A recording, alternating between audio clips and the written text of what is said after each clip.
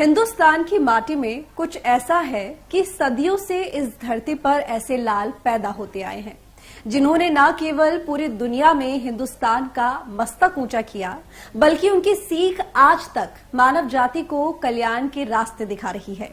एक ऐसी ही महान शख्सियत थे स्वामी श्री रामकृष्ण परमहंस जी। वो एक महान संत, विचारक और समाज सुधारक थे।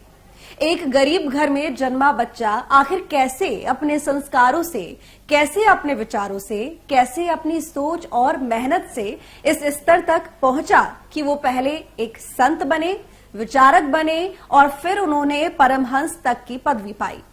इतना ही नहीं, उन्होंने स्वामी विवेकानंद जैसे शिष्य भी दिए। आइए आपको बताते हैं एक महान संत की संघर्ष भरी जीवन गाथा जो आपको जरूर प्रेरणा देगी।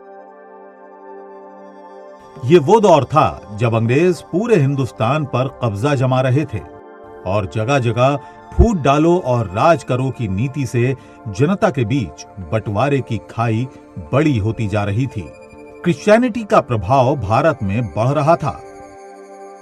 ऐसे वक्त में हिंदू धर्म की रक्षा के लिए आगे आना, धार्मिक मतभेद मिटाकर लोगों को आपस में एक रहने की शिक्षा देना और जन कल्याण के लिए जीवन को अर्पित कर देने का बीड़ा उठाया रामकृष्ण परमहंस जी ने। उनका कहना था कि अगर आप ईश्वर को पाना चाहते हैं तो आप किसी भी धर्म या मजहब को मानते हुए उन्हें पा सकते हैं। आपके हिंदू या मुसलमान होने से आपकी आखिरी मंजिल पर कोई असर नहीं पड़ने वाला।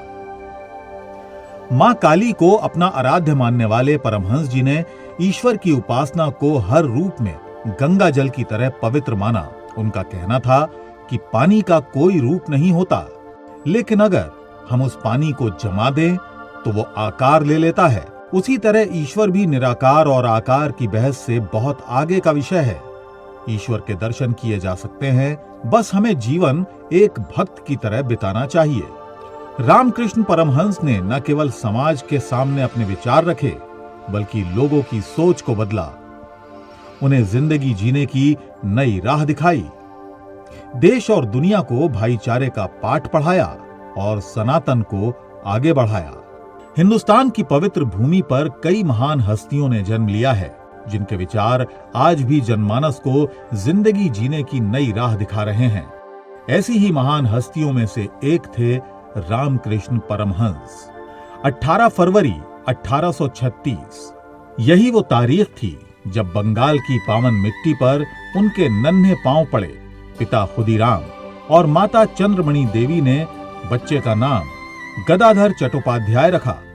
खुदीराम का परिवार एक गरीब बंगाली परिवार था जो कि कलकत्ता के हुगली स्थित कमरपुकुर गांव में रहता था। गदाधर के बड़े भाई भी थे जिनका नाम रामकुमार चट्टोपाध्याय था।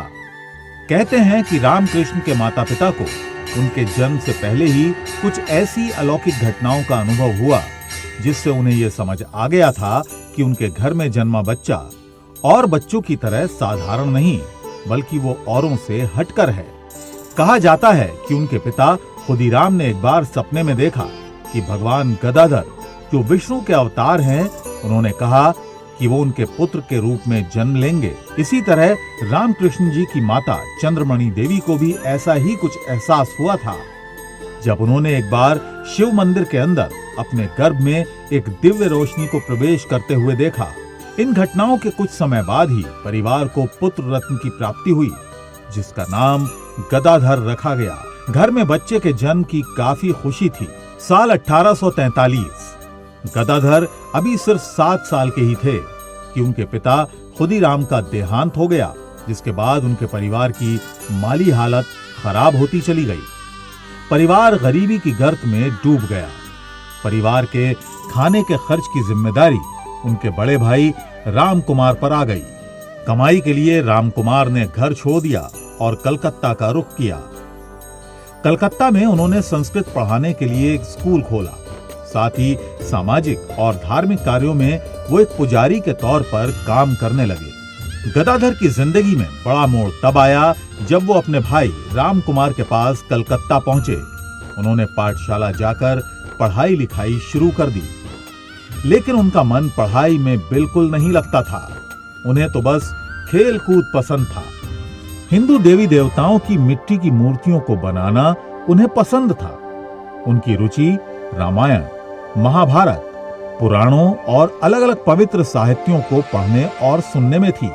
यही वजह थी कि उनकी स्कूली पढ़ाई जल्दी ही छूट गई। इसी बीच साल 1855 में दक्षिणेश्वर में मां काली के मंदिर की स्थापना की गई। मंदिर में पूजा पाठ के लिए गदाधर के बड़े भाई राम कुमार जी को मुख्य पुजारी का पद सौंपा गया।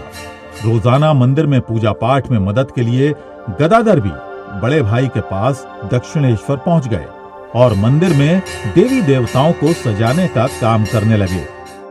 साल 1856 में गदाधर के बड़े भाई राम कुमार जी का भी निधन हो गया। मंदिर का सारा कार्यभार अब गदाधर के कंधों पर आ गया। लेकिन गदाधर तो पहले से ही मां काली की सेवा करते आ रहे थे, इसीलिए उन्हें अपनी जिम्मेदारी निभाने में कोई दिक्कत नहीं आई। वो वक्त के साथ मां काली की भक्ति में ऐसे डूबे कि दिन रात उनकी जुबान पर सिर्फ मां काली का ही नाम होता था। ऐसा माना जाता है कि गदाधर को मां काली का स्वरूप ब्रह्मांड की माता के रूप में प्रतीत हुआ। कुछ लोगों का यह भी मानना है कि काली मां की पूजा अर्चना करने से गदाधर का मानसिक संतुलन खराब हो गया था।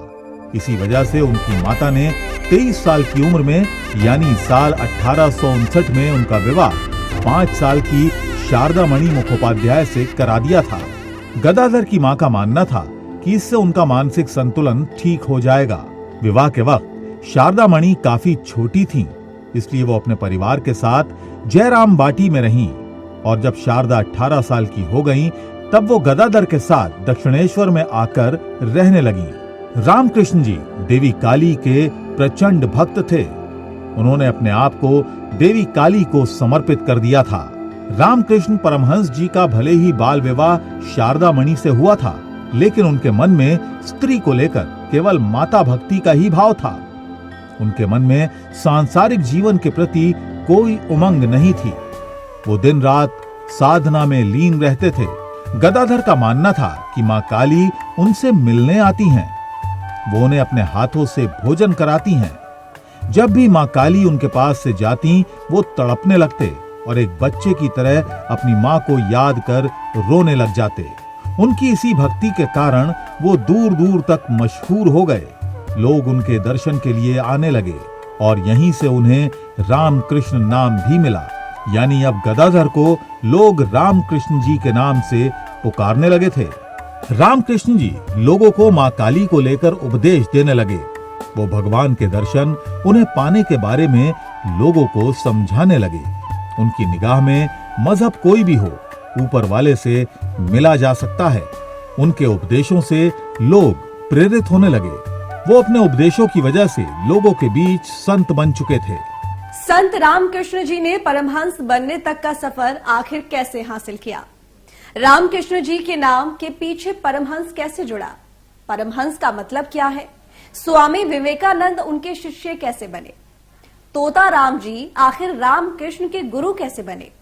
और रामकृष्ण परमहंस जी की मृत्यु कैसे और किन हालातों में हुई? एक महान पुण्य आत्मा की जीवन से जुड़े इन तमाम सवालों के जवाब जानेंगे इस सीरीज के दूसरे भाग में। नमस्कार।